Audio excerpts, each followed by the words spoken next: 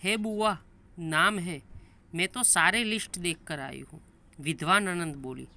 बैठे ही बैठे 2 कदम आगे सरक कर बुआ ने बड़े उत्साह से पूछा, तू अपनी आंखों से देख कर आई है ना नाम?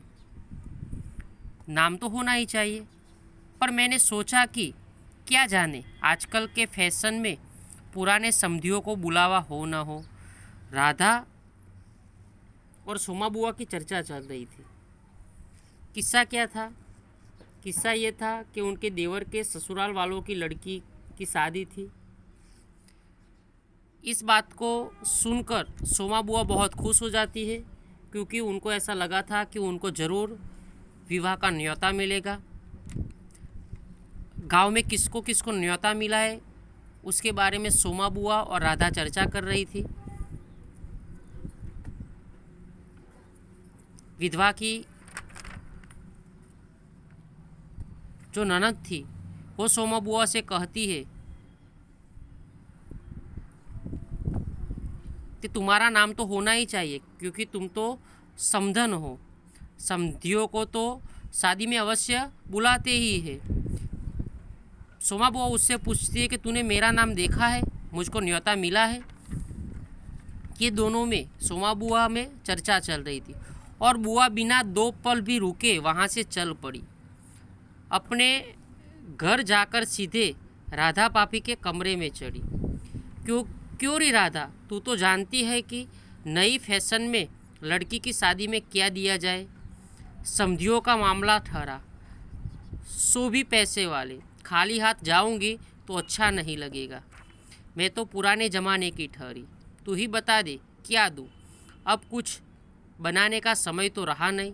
2 दिन बाकी है, सो कुछ बनाया ही खरीद लाना। उसके बाद सोमा बुआ राधा के कमरे में जाती है। राधा को जाकर ऐसे कहती है कि क्यों री राधा, तू तो नए ज़माने की है। आज का ज़माना फैशन का ज़माना है और मुझे समधियों के यहाँ शादी में उनको उपहार देना है, गिफ्ट देना है। तो तू ही बता कि इस फैशन वाले ज़माने में मैं क्या उपहार दूँ?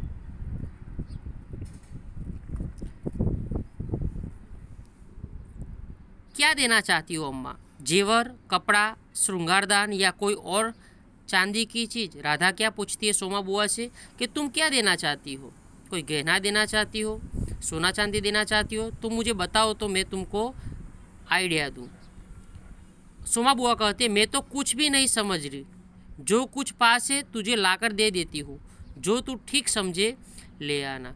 लेकिन सोमा बुआ राधा से कहती है कि मुझे इसमें कुछ समझ नहीं आता है कि क्या उपहार देना चाहिए। मेरे पास जो कुछ है मैं तुमको लाकर दे देती हूँ, तुम एक अच्छा सा तोहफा लेकर आना। बस बद नहीं उड़नी चाहिए। बद यानी कि मजाक होता है। सोमा बुआ क्या कहती है राधा से, बस अपना मजाक बनना चाहिए नहीं। अच्छा देखूँ पहले कि कितने रुपये हैं। और वे डगमगाते कदमों से नीचे आई। 2-3 कपड़ों की गठरियाँ हटाकर एक छोटा सा बक्स निकाला, उसका ताला खोला, इधर उधर करके एक छोटी सी डिबिया निकाली, बड़े जतन से उसे खोला। उसमें 7 रुपये की कुछ रेजगारी पड़ी थी। क्या हुआ? सोमा बुआ कहती है कि बस अपनी मजाक नहीं बननी चाहिए, कुछ ऐसा लेकर आना जो समधियों को अच्छा लगे। सोमा बुआ कहती है राधा को कि तुम ठहरो, मैं देखकर आती हूँ कि मेरे पास कितने रुपये हैं। वो अपने डगमगाते कदमों से अपने कमरे में आती है। अपनी 2-3 कपड़ों की जो गठरियाँ बांधकर उन्होंने रखी थी वो छोटा सा बक्सा निकाला, उसका ताला खोला और उस ताले में से कितने रुपये निकले? 7 रुपये की रेजगारी। रेजगारी यानी कि क्या होता है? छोटे पैसे होते हैं, वो निकले और एक अंगूठी निकली। बुआ का अनुमान था कि कुछ रुपये कुछ ज़्यादा हो गए, पर 7 ही रुपये निकले तो सोच में पड़ गई। बुआ को ऐसा लगा था कि उनके पास कुछ रुपये हो गए, लेकिन जब खोला तो उसके पास से कितने रुपये निकले? 7 ही रुपये निकले। इसलिए सोमा बुआ चिंता में पड़ गई। रईस समधियों के घर में इतने से रुपयों से बिंदी भी नहीं लगेगी। उनकी नज़र अंगूठी पर गई। यह उनके मृत पुत्र की एकमात्र निशानी उनके पास रह गई थी। सोमा बुआ सोचने लगी कि इतने में से तो बिंदिया भी नहीं आएगी शादी के विवाह में लड़की की। अब मैं क्या करूं? वो सोचने लगी। उसी समय उनका जो ध्यान था वो अपने मृत पुत्र था हरखू। इनकी एकमात्र निशानी थी उनकी अंगूठी, उस पर जाती है। बड़े बड़े आर्थिक संकटों के समय में भी वे उस अंगूठी का मोह नहीं छोड़ सकी। आंचल में बांध ली, बक्स को बंद किया और फिर ऊपर को चली। पर इस बार उसके मन में उत्साह कुछ ठंडा पड़ गया था और पैरों की गति सी थी। बड़े बड़े संकट जब आए थे सोमा बुआ के जीवन में, इस पैराग्राफ में ऐसा कहा गया है, तब भी उन्होंने क्या किया था? उस अंगूठी को कभी भी बेचा नहीं था। लेकिन आज उनके समधी की यहाँ लड़की का विवाह था, इसलिए उन्होंने सोचा कि मैं अंगूठी बेचकर कुछ अच्छा उपहार लेकर आऊँगी। लेकिन ऐसा करते करते उनके पग की जो गति थी ना वो शिथिल बन गई। इनका दिल टूट गया था कि उनके एकमात्र जो उनका पुत्र था उनकी निशानी थी, वो उसको कैसे बेचे, ये विचार उनके मन में आ रहा था। राधा के पास जाकर बोली, रुपये तो नहीं निकले बहू, आए भी कहाँ से? मेरे कौन कमाने वाला बैठा है? उस कोठरी का किराया आता है, उससे 2 समय की रोटी निकल जाती है, जैसे तैसे। और वे रो पड़ी। राधा ने कहा, क्या करूँ बुआ, आजकल मेरा भी हाथ तंग है, नहीं तो मैं ही दे देती। अरे पर तुम देने के चक्कर में पड़ती ही क्यों हो? आजकल तो देने लेने का रिवाज ही उठ गया है।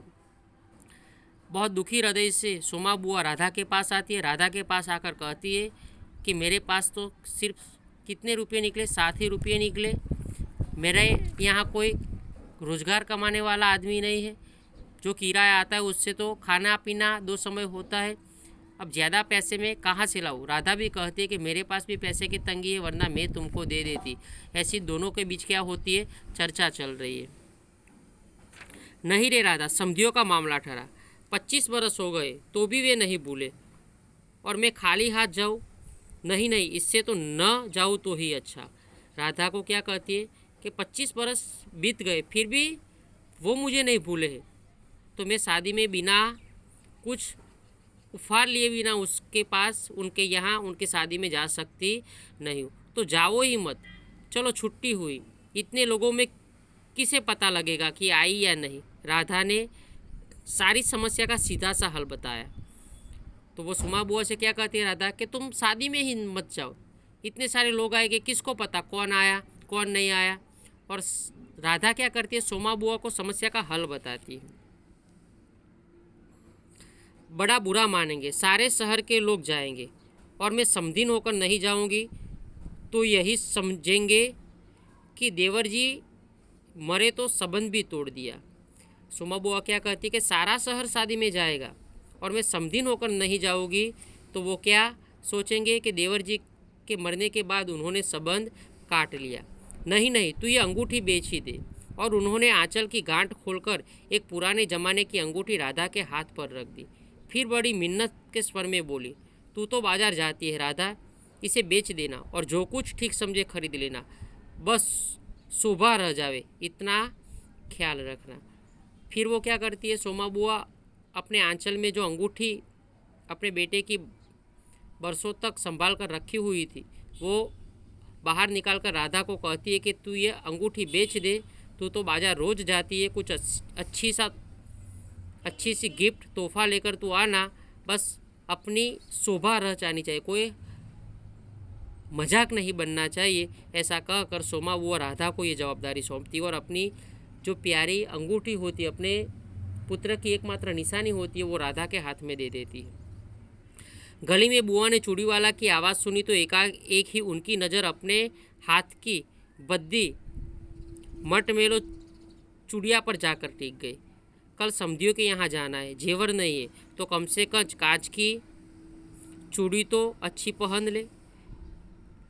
गली में बुआ ने क्या किया? पैराग्राफ में ऐसा कहा है कि चूड़ी वाले की आवाज़ सुनी।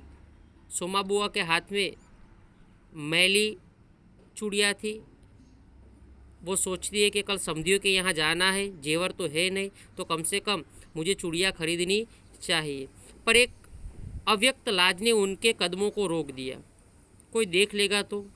लेकिन दूसरे ही क्षण अपनी इस कमजोरी पर विजय पाते सी वे पीछे के दरवाजे पर पहुंच गए और 1 रुपया कलदान खर्च करके लाल हरी चूड़िया के बंद पहन लिए, पर सारे दिन हाथों को साड़ी के आंचल में ढंके ढंके फिरी। बराबर। फिर क्या हुआ, उनको ऐसा लगा कि समधियों के यहाँ शादी पर जाना है तो कुछ अच्छे कपड़े ना हो तो कहीं नहीं, सोना ना हो तो कोई बात नहीं, लेकिन मुझे चूड़ियाँ खरीदनी चाहिए। लेकिन समाज के डर से वो झुक जाती है, लेकिन फिर भी वो मन में सोचते हैं कि समधियों के यहाँ शादी में जाना है, चूड़ियाँ तो मुझे खरीदनी ही पड़ेंगी। वो पिछले दरवाजे पर जाती है और वो 1 रुपया खर्च करके क्या करती है, लाल हरी चूड़ियाँ ले लेती है। वो हाथ में पहनती तो है, लेकिन क्या करती है, अपनी सारे दिन अपने हाथों को साड़ी के आंचल में ढंग कर रखती है। शाम को राधा भाभी ने बुआ को चांदी की एक सिंदूरदानी, एक साड़ी, एक ब्लाउज का कपड़ा लाकर दिया। सब कुछ देख पाकर बुआ बड़ी प्रसन्न हुई। राधा को जो अंगूठी बेचकर विवाह के लिए उपहार लाने के लिए कहा था, राधा ने क्या किया, चांदी की एक सिंदूरदानी लाई। एक वाक्य के प्रश्न में याद रखना, एक साड़ी लेकर आई और एक ब्लाउज का कपड़ा लेकर सोमा बुआ के हाथ में दे दिया। सोमा बुआ बहुत प्रसन्न हो जाती है और ये सोच कर कि जब वे ये सब देंगी तो उनकी समधीन पुरानी बातों की दुहाई देकर उनकी मिलनसारिता की कितनी प्रशंसा करेगी, उनका मन पुलकित होने लगता है। अंगूठी बेचने का गम भी जाता रहा। पास वाले बनिए के यहाँ से एक आने का पीला रंग लाकर रात में उन्होंने क्या किया, अपनी साड़ी को रंगी। शादी में सफ़ेद साड़ी पहन कर जाना क्या अच्छा लगेगा।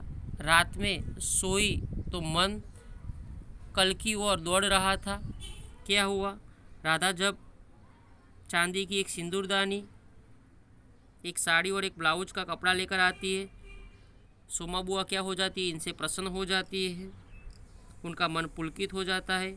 वो कहती है कि जब मैं समधी को ये उपहार दूंगा, हमारी तरफ से, सन्यासी जी की और मेरी तरफ से, तो वो क्या होगा, वो आनंदित हो जाएंगे, पुरानी बातों को वो भूल जाएंगे।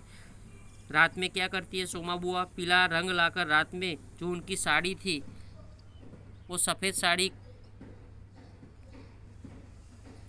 को रंगने का प्रयत्न करती है, क्योंकि वो सोचती है कि सफ़ेद साड़ी पहनना अच्छा नहीं है।